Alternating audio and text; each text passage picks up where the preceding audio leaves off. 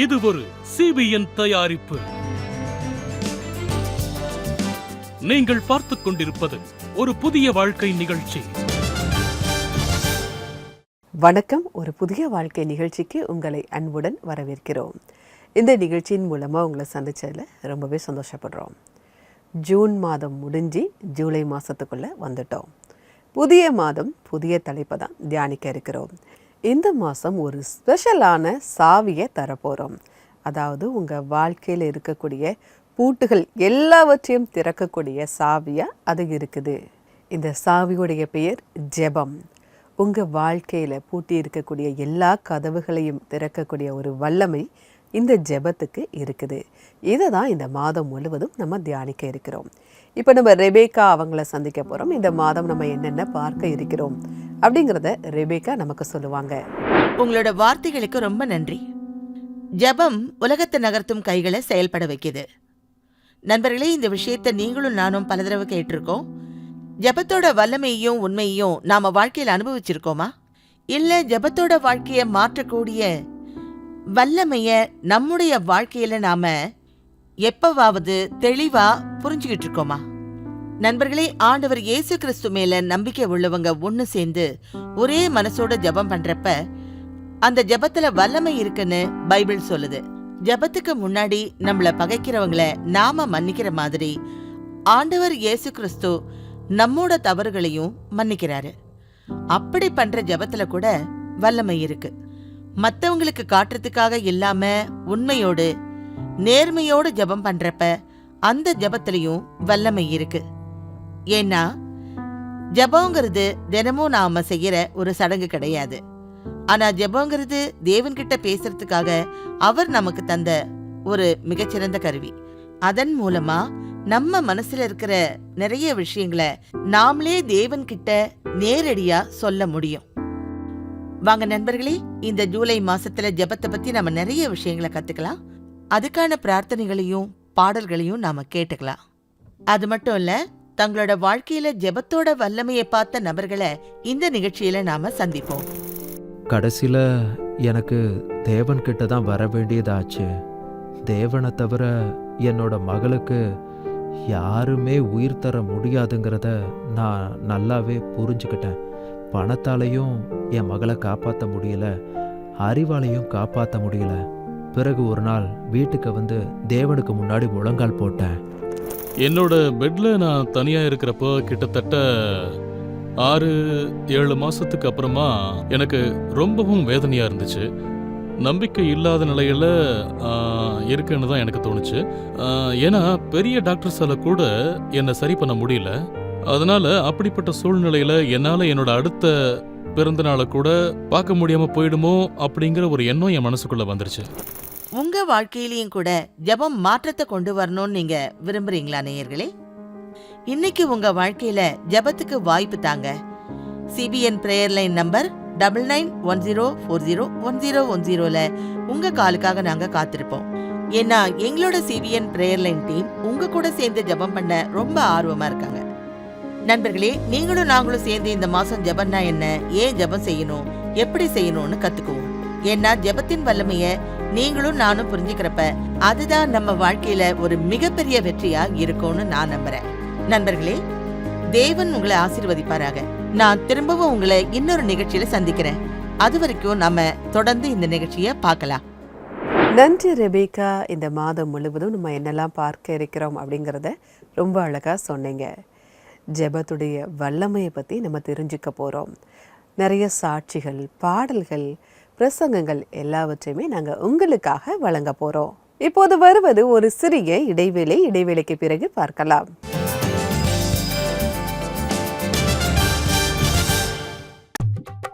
மொராதாபாத்தில் இருந்து volt central Methodist search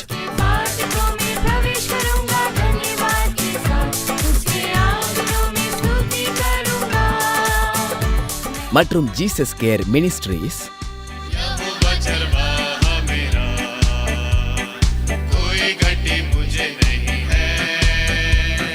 Uttar Pradesh நஜீதாபாத்தில் இருக்கும் Methodist search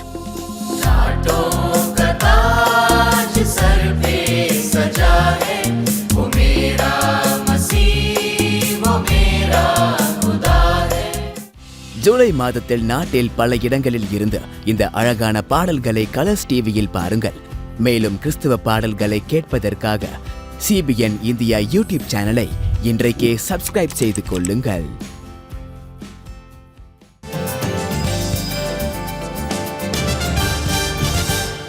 welcome back to ஒரு புதிய வாழ்க்கை. இந்த மாதம் முழுவதும் நம்ம ஜெபத்தை பற்றி தான் தெரிஞ்சுக்க போகிறோம். ஜெபத்திற்கு எவ்வளவு வல்லமை இருக்குது அப்படிங்கிறத புரிஞ்சுக்க போகிறோம்.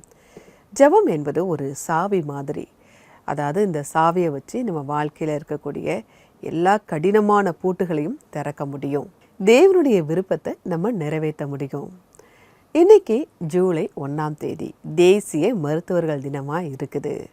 இந்த தினத்தில் நம்ம ஒரு டாக்டரை தான் சந்திக்க போகிறோம். டாக்டர் அர்பித் அவங்கள தான் சந்திக்க போகிறோம். அவங்களுடைய சாட்சியை தான் பார்க்க போகிறோம். இவங்களுடைய வாழ்க்கை ஒரு ஜெபத்தில் தான் தொடங்கி இருக்குது. இன்றைக்கி நிறைய பேருடைய ஜெபத்திற்கு பதிலாக இவங்களுடைய சேவையை வழங்கிக்கிட்டு இருக்காங்க. வாங்க இவங்களை சந்திக்கலாம். நான் பிறந்து அப்போ எனக்கு ஒரு 4 மாதம் தான் இருக்கும். அப்போ எனக்கு உடல்நலம் ரொம்ப மோசமாயிடுச்சு.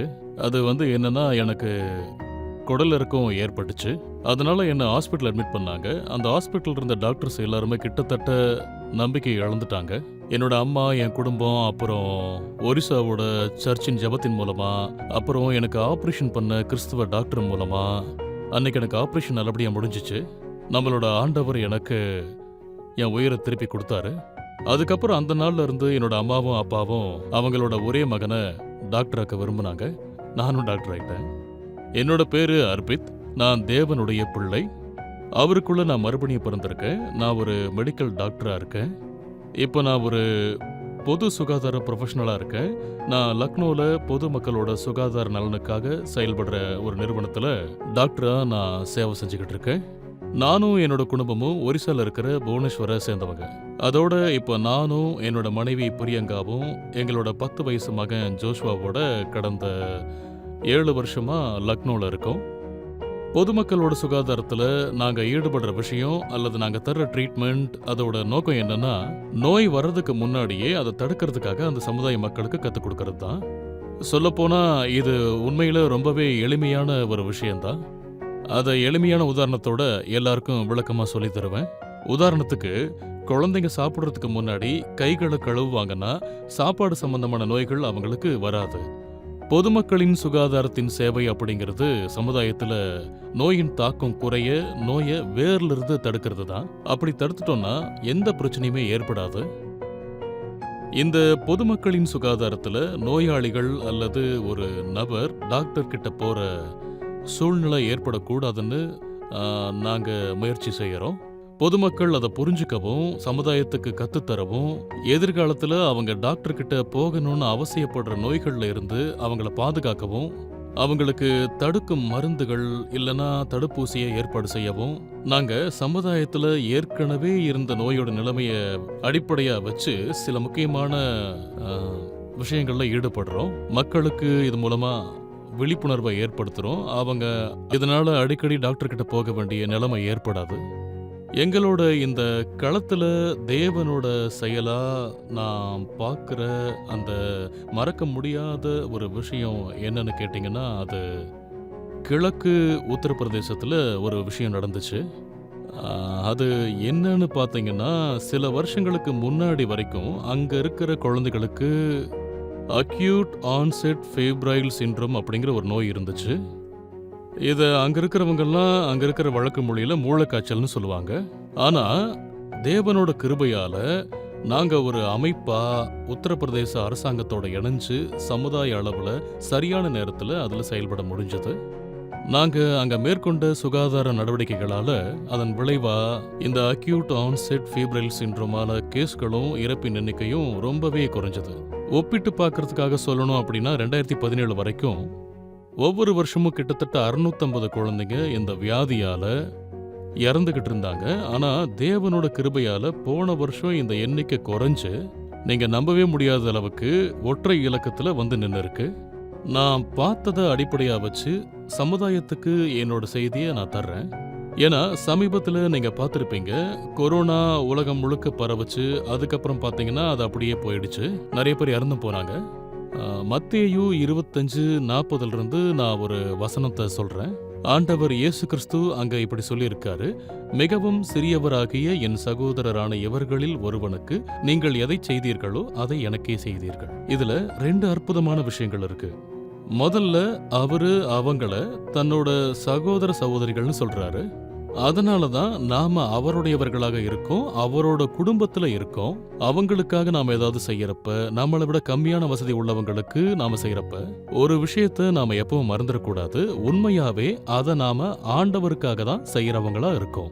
நன்றி டாக்டர் ஹார்பேட், உங்களுடைய சாட்சிக்காக மிக்க நன்றி. தேவன் உங்களை மேன்மேலும் ஆசீர்வதிப்பாராக. தேவன் எப்படி அவரை காப்பாற்றி இந்த வேலையில கொண்டு வந்தாரு அப்படிங்கிறத நம்ம பார்த்தோம். அதனால தேவனுக்குமே நன்றி. இந்த நிகழ்ச்சியை பார்த்துட்டு இருக்கக்கூடிய டாக்டர்கள் எல்லாருக்குமே மருத்துவர் தின வாழ்த்துக்களை நாங்கள் தெரிவித்துக் கொள்கிறோம். நீங்கள் இன்னும் ஆசீர்வாதமாக இருக்கணும், நிறைய பேருக்கு உங்களுடைய சேவையை தொடர்ந்து செய்யணும் அப்படின்னு நாங்கள் உங்களுக்காக ஜெபிக்கிறோம். டாக்டர்ஸ் எல்லாருமே ரொம்ப முக்கியமானவங்களா இருக்காங்க. இப்படி தான் ஆப்பிரிக்காவில் ஜாயர் அப்படின்னு ஒரு நாடு இருக்குது. அந்த இடத்துல டாக்டர் ஹெலன் அவங்க போய் சேவை செஞ்சுக்கிட்டு இருந்தாங்க. அது யாருமே போக முடியாத ஒரு இடமா இருந்தது. அங்கே இருக்கக்கூடிய மக்கள் எல்லாருமே ரொம்ப ஏழையாக இருந்தாங்க. அந்த இடத்துல ஒரு தாய் ஒரு குழந்தை பிறந்த உடனே அவங்க இறந்து போயிட்டாங்க. அந்த நேரத்தில் அந்த குழந்தையை காப்பாற்ற வேண்டிய ஒரு பொறுப்பு இவங்களுக்கு வந்தது. அந்த குழந்தை ரொம்ப பலகீனமாக இருந்தது. அது மட்டும் இல்லை, அங்கே குளிரும் ரொம்ப அதிகமாக இருந்தது. அந்த இடத்துல ஒரு இன்குபேட்டர் வசதி எதுவுமே அங்கே இல்லை. அப்போது ஒரு சுடு தண்ணீர் உள்ள ஒரு வாட்டர் பாட்டில் இருந்தால் கொஞ்சம் நல்லா இருக்கும் அப்படின்னு அவங்க நினச்சாங்க. ஆனால் அதுவும் அங்கே இல்லை. சுடு தண்ணீர் இருக்கக்கூடிய ஒரு வாட்டர் பாட்டில் இருந்தது, ஆனால் அந்த வாட்டர் பாட்டில் சரியாக இல்லை. என்ன பண்ணனே இவங்களுக்கு தெரியலை, வேறு வழியே இல்லை. என்ன பண்ணோம் எல்லாம் தேடி பார்க்குறாங்க, ஒரு வசதியுமே இல்லை. இப்போ அந்த குழந்தைய காப்பாற்ற வேண்டிய ஒரு நிலைமை. அப்போ டாக்டர் ஹெலன் என்ன தெரியுமா செய்கிறாங்க, வேறு வழியே இல்லைன்னு தெரிஞ்ச உடனே அவங்க சொன்னாங்க, நம்ம எல்லாரும் சேர்ந்து ஜெபிக்க ஆரம்பிப்போம் அப்படின்னு சொன்னாங்க. அப்போ சுற்றி இருக்கிற எல்லாருமே ஜெபிக்க ஆரம்பிக்கிறாங்க. அந்த குழந்தை இருக்கு இல்லையா, அந்த குழந்தையுடைய ஒரு 2 வயசு அக்காவும் இருக்காங்க. அந்த பிள்ளைக்காகவும் ஜெபிக்கிறாங்க. எல்லாரும் ஜெபிச்சுட்டு இருக்கும்போது அந்த கூட்டத்தில் ஒரு சின்ன பெண் இருக்கிறா, அதாவது ஒரு சின்ன பிள்ளை இருக்கா. அவள் எப்படி ஜெபிக்கிறான்னா, சுடு தண்ணீர் வைக்கிற அந்த வாட்டர் பாட்டிலும் வேணும், கூடவே ஒரு பொம்மையும் வேணும் அப்படின்னு ஜெபிக்கிறா. அவங்க ஜெபத்தை முடித்த உடனே ஒரு பார்சல் அவங்களுக்கு வருது. 5 மாதத்துக்கு முன்னாடியே இங்கிலாந்துலேருந்து அனுப்பப்பட்ட பார்சல் தான் அது. அது சரியாக அந்த நேரத்துக்கு ஜெபம் முடித்த உடனே சரியாக சேருது.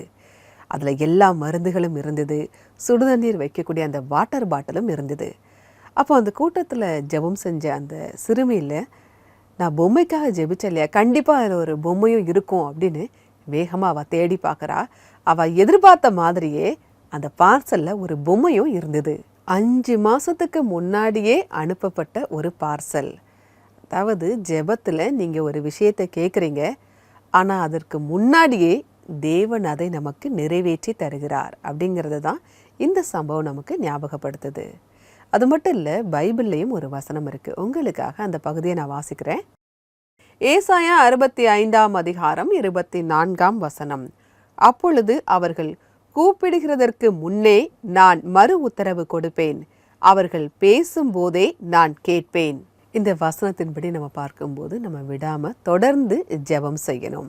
நம்முடைய ஜெபத்திற்கு தேவன் பதில் தருகிறார். இதை மட்டும் நீங்கள் மறந்துடாதீங்க. ஒருவேளை உங்களுக்கு ஜெபிக்க தெரியல அப்படின்னா நீங்கள் எங்களுடைய CBN ப்ரேயர் லைனுக்கு கால் பண்ணலாம்.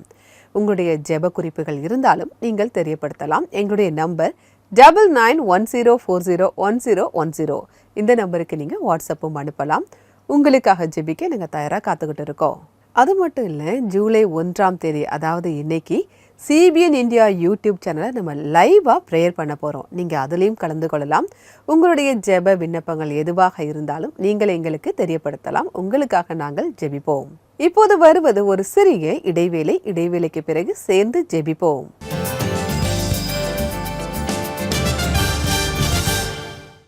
CBN பிரேயர் லைன் லைவ் ஒவ்வொரு முதலாவது 3வது செவ்வாய்க்கிழமை அன்னைக்கு மதியம் 3 மணிக்கு CBN இந்தியா யூடியூப் சேனல்ல லைவ் வர போறாங்க. பிரேயர் ஒரு தேவை மட்டுமே கிடையாது, அது தேவன் கிட்ட பேசுற ஒரு உரையாடல்.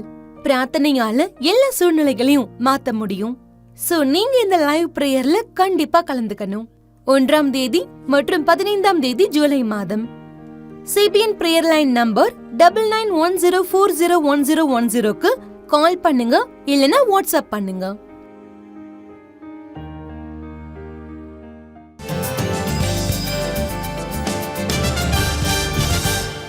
வெல்கம் பேக் டு ஒரு புதிய வாழ்க்கை.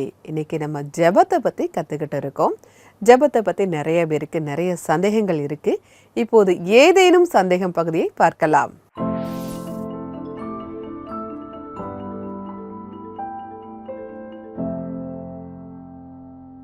நம்முடைய பார்வையாளர் ஒரு கேள்வி கேட்டிருக்காங்க. என்னுடைய பிரச்சனைகளுக்காக நான் இயேசுவின் இடத்தில் ஜெபம் செய்கிறேன், ஆனால் எனக்கு எந்த பதிலும் கிடைக்கவில்லை. எனவே நான் தண்டிக்கப்படுகிறேனா? இந்த கேள்வியை கேட்டதற்காக நன்றி. தேவன் உங்களை தண்டிக்கலை. தேவன் உங்களுக்கு சில விஷயங்களை கற்றுத்தருகிறார். நீங்கள் அதனால் சோர்ந்து போகாதீங்க, பொறுமையோடு இருங்க. தேவன் அவருடைய சரியான நேரத்தில் அவர் பதில் தருகிறார். அவர் நம்முடைய ஜெபத்தை கேட்கல, அவர் என்னை கண்டுக்கலை அப்படின்னு நீங்கள் நினைக்கிறீங்களா? அப்படி கிடையாது. ஒரு விஷயத்துடைய ஆரம்பத்தை பார்க்கும்போதே அதோட முடிவு தேவனுக்கு நன்றாக தெரியும். அதனால் நம்ம ஒரு திறந்த புத்தகமாக ஆண்டவர் முன்னாடி இருக்கணும். அவர் செய்வார். அவருக்கு எது நல்லதுன்னு தெரியும். நிச்சயமாக அதை நமக்கு தருவார். நம்முடைய ஜெபத்துக்கு எப்போதுமே தேவன் ஆம் சொல்கிறாரு, இல்லைன்னு சொல்கிறாரு, இல்லைன்னா காத்திரு அப்படின்னு சொல்கிறாரு. இந்த 3 பதில்கள் தான் இருக்கும். சரியான நேரத்தில் நன்மையானதை அவர் உங்களுக்கு தருகிறார். அதனால் நம்ம ஜெபத்தில் கொஞ்சம் பொறுமையாக தான் இருக்கணும், சோர்ந்து போகக்கூடாது. ஏன் அப்படின்னா தேவன் எப்போதுமே நம்மை நேசிக்கிறார். உங்களுடைய சந்தேகம் தேர்ந்திருக்கும் அப்படின்னு நாங்கள் கர்த்தருக்குள்ள விசுவாசிக்கிறோம். ஒருவேளை நிகழ்ச்சி பார்த்துட்டு இருக்க உங்ககிட்டையும் இது போன்ற சந்தேகங்கள் இருந்தால் நீங்கள் எங்களுக்கு அனுப்பலாம். எங்களுடைய வாட்ஸ்அப் நம்பர் 9910401010.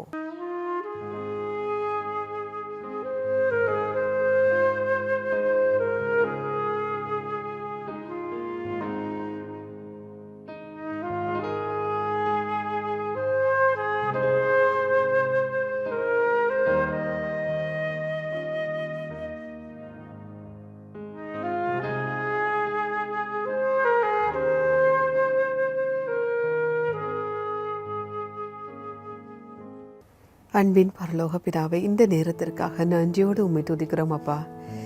எங்களை உங்களுடைய சொந்த மகனாக மகளாக மாற்றியதற்காக நன்றி ஆண்டவரே. உங்கள் சமூகத்தில் வரக்கூடிய பாக்கியத்தையும் உங்ககிட்ட பேசக்கூடிய ஒரு பாக்கியத்தையும் எங்களுக்கு நீங்கள் தந்திருக்கீங்க. அதற்காக நன்றி ஆண்டவரே. இன்னைக்கு நாங்கள் ஜெபத்தினுடைய முக்கியத்துவத்தை பற்றி கற்றுக்கிட்டோம் ஆண்டவரே.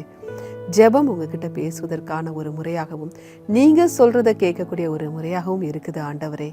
அதே நேரம் அந்த ஜெபத்தின் மூலமாக உங்க கூட எங்களுக்கு இருக்கக்கூடிய உறவையும் நாங்கள் வலுப்படுத்த முடியும் ஆண்டவரே. எங்களுடைய வாழ்க்கையும் சுபாவத்தையும் மாற்றக்கூடிய வல்லமை ஜெபத்துக்கு இருக்குதுன்னு இன்னைக்கு நாங்கள் தெரிந்து கொண்டோம் ஆண்டவரே. விடாம சோர்ந்து போகாம தொடர்ந்து ஜெபிக்க நீங்க எங்களுக்கு கிருபையை தாங்கப்பா. நீங்க ஜெபத்தை கேட்கிறவர்கள் மட்டும் கிடையாது, எங்க ஜெபத்துக்கு பதில் தரதாகவும் நீங்க இருக்கீங்க ஆண்டவரே. எங்க ஜெபத்துக்கு பதில் கிடைக்காதப்போ நம்பிக்கை இழந்து போகாம தொடர்ந்து நம்பிக்கையோட உங்க பதிலுக்கு காத்திருக்கக்கூடிய கிருபையை நீங்க எங்களுக்கு தாங்கப்பா. எங்களுக்கு சிறந்ததை சரியான நேரத்துல நீங்க தருவீங்க, இந்த நம்பிக்கையை எங்களுக்கு தாங்க ஆண்டவரே. அப்பா, இந்த நேரத்திலும் டாக்டர்ஸ்களுக்காக உங்களுடைய சமூகத்துல வருகிறோம் அப்பா. எல்லா மருத்துவர்களையும் நீங்க ஆசீர்வதிங்கப்பா. அவங்க குடும்பங்களை நீங்க ஆசீர்வதிங்கப்பா. அவங்க செய்யற நன்மைக்கு பதிலாக பல மடங்கு அவங்க வாழ்க்கையில உயர்வையும் மேன்மையும் நீங்க தாங்க ஆண்டவரே. இயேசு கிறிஸ்துவின் மூலம் ஜெபம் கேளும் பரமபிதாவே. ஆமேன், ஆமேன். ஜெபத்துல வல்லமை இருக்கு. நம்முடைய தேவன் ஜெபத்தை கேட்கிறவர் மட்டும் கிடையாது, அதற்கு பதில் தருகிறவராகவும் இருக்கிறார். அதனால நீங்க தொடர்ந்து ஜெபம் பண்ணுங்க. இப்போ இன்றைக்கான பைபிள் வசனம் என்ன அப்படிங்கிறத பார்க்கலாம். கர்த்தரையும் அவர் வல்லமையையும் நாடுங்கள், அவர் சமூகத்தை நித்தமும் தேடுங்கள். 1 நாளாகமம் 16:11. இந்த வசனத்துல சொல்ற மாதிரி நாமும் கூட தேவனுடைய பிரசன்னத்தை தேடக்கூடியவங்களா இருக்கணும். ஏன் அப்படின்னா தேவனுடைய பிரசன்னம் எங்க இருக்குதோ அங்கதான் வல்லமையும் வெற்றியும் இருக்கு. அப்போ தேவனுடைய பிரசன்னம் நம்ம கிட்ட இருக்கும்போது நம்ம ஒரு வெற்றி பெறக்கூடியவங்களா இருப்போம். இப்போது ஒரு ஆராதனை பாடலை பார்க்கலாம். இந்த பாடலை ஜீசஸ் கேர் ஊழியர்களுடைய பாஸ்டர் தன்னுடைய சர்ச்சைக்கு டெடிகேட் பண்ணியிருக்காங்க. வாங்க பார்க்கலாம்.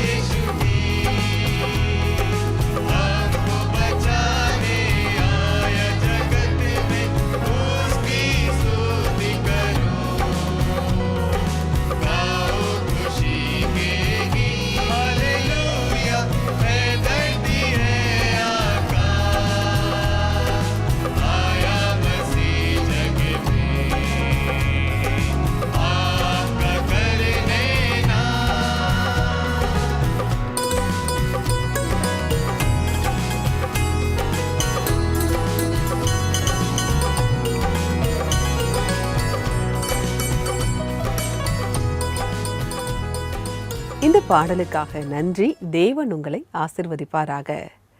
நீங்கள் எல்லாருமே ஒரு புதிய வாழ்க்கை குடும்பத்தில் இணைஞ்சிருப்பீங்க அப்படின்னு நான் நம்புகிறேன். ஒருவேளை இன்னும் நீங்கள் இணையவில்லை, ஒரு அங்கத்தினர் ஆக வேண்டும், நம்முடைய நிகழ்ச்சியை தாங்க வேண்டும் அப்படின்னா ஸ்க்ரீனில் தெரியக்கூடிய QR கோடை ஸ்கேன் பண்ணலாம். அப்படி இல்லை அப்படின்னா ஆன்லைன் டிரான்ஸ்ஃபரும் பண்ணலாம். எங்களுடைய அட்ரஸ் www.cbnindia.org/join-the-ENZ-family. நிகழ்ச்சியுடைய நிறைவு பகுதிக்கு வந்துட்டோம். டாக்டர் அர்ப்பித் அவங்களுடைய சாட்சியை பார்த்தோம். ஜெபத்தினுடைய வல்லமையை அதன் மூலமாக நம்ம தெரிந்து கொண்டோம். இன்றைக்கி அவருடைய மருத்துவ சேவையால் நிறைய பேருடைய வாழ்க்கையில் ஒரு மாற்றத்தை கொண்டு வந்திருக்காரு அப்படிங்கிறதையும் பார்த்தோம். அது மட்டும் இல்லை, நம்ம கேட்குறதுக்கு முன்னாடியே நம்முடைய ஜெபத்திற்கு தேவன் பதில் தருகிறார் அப்படிங்கிறத டாக்டர் ஹெலன் அவங்க வாழ்க்கையில் நடந்த ஒரு சம்பவத்தை நம்ம பார்த்தோம். இது எல்லாமே உங்களுக்கு ஒரு உத்வேகத்தை கொடுத்துருக்கோம் அப்படின்னு நாங்கள் கர்த்தருக்குள்ளே விசுவாசிக்கிறோம். ஏன் அப்படின்னா ஜெபத்திற்கு வல்லமை இருக்குது. ஜெபம் சாவி மாதிரி. அதாவது நம்ம வாழ்க்கையில் பூட்டி இருக்கக்கூடிய பல சவால்கள், கஷ்டங்கள், போராட்டங்கள், கட்டுகள் எல்லாவற்றையும் திறக்கக்கூடிய ஒரு சாவியாக தான் ஜெபம் இருக்குது. நம்ம எல்லாருமே ஜெப வீரர்களாக மாறுவோம். நான் இதோட வேறொரு எபிசோடில் உங்களை சந்திக்கிறேன். அதுவரை கர்த்தருடைய கிருபை உங்கள் அனைவரோடும் கூட இருப்பதாக. God bless you.